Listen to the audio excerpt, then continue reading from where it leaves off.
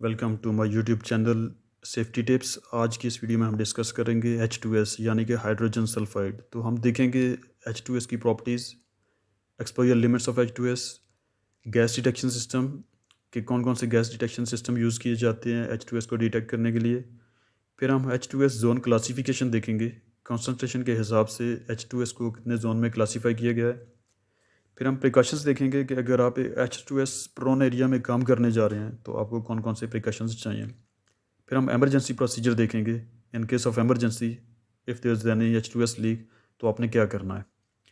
तो सबसे पहले देखते हैं कि हाइड्रोजन सल्फाइड क्या है। हाइड्रोजन सल्फाइड एक हाईली पॉइजनस और corrosive गैस है जो कि बहुत ही लो कॉन्सेंट्रेशन में भी डेडली है, जो कि जानलेवा साबित हो सकती है। तो इंडस्ट्री में हाइड्रोजन सल्फाइड को मुख्तलिफ नामों से जाना जाता है, जैसे कि hydrogen sulphide, stink damp, sulphuretted hydrogen, sour gas, rotten egg gas, hydrosulphuric acid और सल्फर हाइड्राइड। तो आइए देखते हैं कि फ़िज़िकल कैरेक्टरिस्टिक्स H2S की क्या हैं। ये हाईली टॉक्सिक और पॉइजनस गैस है, यानी कि बहुत ही जहरीली गैस है। ये कलरलेस है, आप इसको देख नहीं सकते, इसका कोई कलर नहीं है। सोलेबल इन वाटर, ये पानी में हल हो जाती है। अगर इसकी कंसंट्रेशन 1 ppm से लेस देन है तो इसकी जो स्मेल है वो रॉटन एग्स जैसी होगी, लेकिन अगर 1 ppm से ज़्यादा है तो आप इसको स्मेल नहीं कर सकते। जो इसकी एक्सप्लोसिव रेंज है बाय वॉल्यूम, वो उसका LEL है 4.3% और UEL है 46%। ऑटो इग्निशन टेम्परेचर इसका है 260 सेल्सियस यानी कि 500 फ़ारेनहाइट्स। जो इसकी वेपर डेंसिटी है वो 1.2 टाइम्स हैवियर देन एयर है, यानी कि हवा से ये 1.2 टाइम्स हैवियर है। इसलिए ये जो लो लेइंग एरियाज़ हैं उनमें इसकी कंसंट्रेशन ज़्यादा होती है, जैसा कि कन्फाइंड स्पेस में। ये जब जलती है तो ये एक ब्लू फ्लेम प्रोड्यूस करती है जो कि सल्फ़र डाइऑक्साइड है, वो भी एक और टॉक्सिक गैस है। ये बहुत ही corrosive है सर्टेन मेटल्स के लिए। इसकी कंसंट्रेशन अगर 10 ppm रहेगी तो आपकी जो आइज़ हैं उनमें इरिटेशन शुरू हो जाएगी। अगर 20 से 30 ppm रहेगी तो आपको coughing, irritation, I irritation, loss of sense of smell होगा।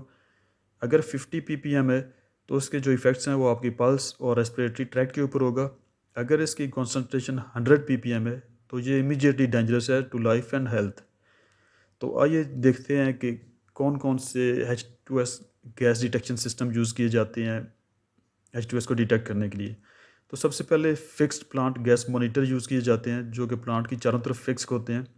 ये H2S को डिटेक्ट करते हैं और ये 3 किस्म के अलार्म देते हैं, जिसमें लो, मीडियम और हाई होता है। जैसे ही कोई कहीं पे H2S लीकेज होती है तो ये अलार्म सिस्टम को एक्टिवेट कर देते हैं। उसके बाद है पोर्टेबल गैस मॉनिटर। तो पोर्टेबल गैस मॉनिटर का भी फंक्शन सेम है जैसे फिक्स प्लांट गैस मॉनिटर हैं, सिर्फ इसमें ये डिफरेंस है कि आप इसको एक जगह से दूसरी जगह लेके जा सकते हैं। जैसे हीट एक्सचेंजर आप ओपन करते हैं, या स्पेडिंग स्पेडिंग और डी स्पेडिंग करते हैं, या कॉन्फाइंड स्पेस के अंदर आपका काम है तो आप इसको वहाँ पे लेके जा सकते हैं। फिर तीसरा है H2S पर्सनल टॉक्सिक क्लिप, यानी कि H2S पर्सनल गैस मॉनिटर।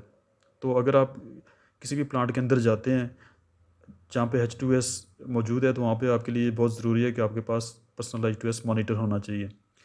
अगर H2S की कंसंट्रेशन 10 ppm से ज़्यादा होगी तो इसके अंदर अलार्म सिस्टम है वो शुरू हो जाएगा, इसकी लाइट्स ऑन हो जाएंगी और ये वाइब्रेट करना शुरू कर देगा। तो इसके ऊपर एक बटन होता है जो हर रोज़ आपको ज़रूर प्रेस करना चाहिए इसको रीस्टार्ट करने के लिए। और उसके अलावा हर 3 महीने के बाद इसका बम टेस्ट होता है, जिससे ये पता चलता है कि वो प्रॉपरली H2S को डिटेक्ट कर रहा है या नहीं कर रहा। आइए देखते हैं कि H2S जोन क्लासिफिकेशन के इसकी कंसंट्रेशन के हिसाब से H2S को कितने जोन में क्लासीफाई किया जा सकता है। तो बेसिकली H2S को 4 जोन में क्लासीफाई किया गया है, जिसमें सबसे पहले है ग्रीन जोन, फिर उसके बाद है येलो जोन, फिर उसके बाद है एम्बर जोन और फिर है रेड जोन। तो आइए देखते हैं वन बाय वन कि ग्रीन जोन में इसकी कंसंट्रेशन कितनी होती है। तो ग्रीन जोन में मैक्सिमम H2S कंसंट्रेशन है वो लेस देन 50 ppm है। उसके बाद येलो जोन है, तो येलो जोन में maximum H2S concentration less than 100 ppm है। फिर एम्बर जोन है, तो एम्बर जोन में मैक्सिमम H2S कंसंट्रेशन जो है वो लेस देन 1000 ppm है। फिर रेड जोन है, रेड जोन में H2S की कंसंट्रेशन जो है वो 1000 ppm से अबव रहेगी।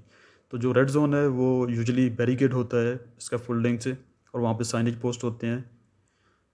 तो आइए देखते हैं कि अगर आप एक H2S प्रोन एरिया में काम करने के लिए जा रहे हैं तो आपको कौन कौन से प्रिकॉशंस ज़रूरी हैं आपके लिए। तो सबसे पहले आपकी H2S ट्रेनिंग होनी चाहिए जो कि थर्ड पार्टी प्रोवाइड करती है। उसके अलावा आपके पास पर्सनल H2S गैस मॉनिटर होना ज़रूरी है। फिर आपके पास एमरजेंसी इसके ब्रीथिंग अपैरेटस होना चाहिए।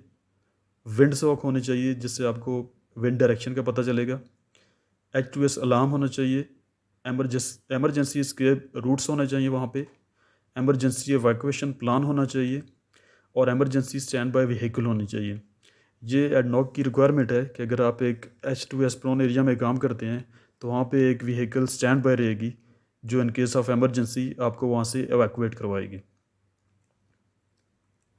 तो आइए देखते हैं कि एमरजेंसी प्रोसीजर क्या हैं। अगर इन केस H2S लीक होती है तो उसके लिए एमरजेंसी प्रोसीजर कौन कौन से हैं। तो सबसे पहले ये है कि जैसे ही आप अलार्म सुनते हैं तो आपने अपना काम इमीडिएटली स्टॉप कर देना है। जो भी जॉब आप कर रहे हैं आप उसी वक्त उस काम को स्टॉप कर देंगे। फिर उसके बाद आपका जो एमरजेंसीज के ब्रीदिंग अपरेटस है आपने उसको यूज़ करना है, उसको पहन लेना है। फिर आपने जो manage your equipment if it is safe to do so, जो आप टूल्स यूज़ कर रहे हैं अगर सेफली आप उनको एक साइड पे रख सकते हैं तो एक साइड पे कर दें ताकि जो लोग बाकी इवैक्यूएट करेंगे वो उनके लिए एक हाजिर ना हो, उनके लिए स्लिप ट्रिप का ख़तरा ना बने। फिर आपने विंड डायरेक्शन देखनी है जो कि विंड सॉक से पता चलेगी और आपने अप विंड या डाउन विंड नहीं जाना है, आपने क्रॉस विंड जाना है। तो क्रॉस विंड डायरेक्शन में आप तब तक जाएंगे जब तक आपका personal H2S gas monitor alarm देता रहेगा। जैसे ही उसका अलार्म बंद होगा तो उसका मतलब है कि आप अब वहाँ पे H2S मौजूद नहीं है। उसके बाद आपने अप विंड जाना है और असम्बली पॉइंट पे जाना है।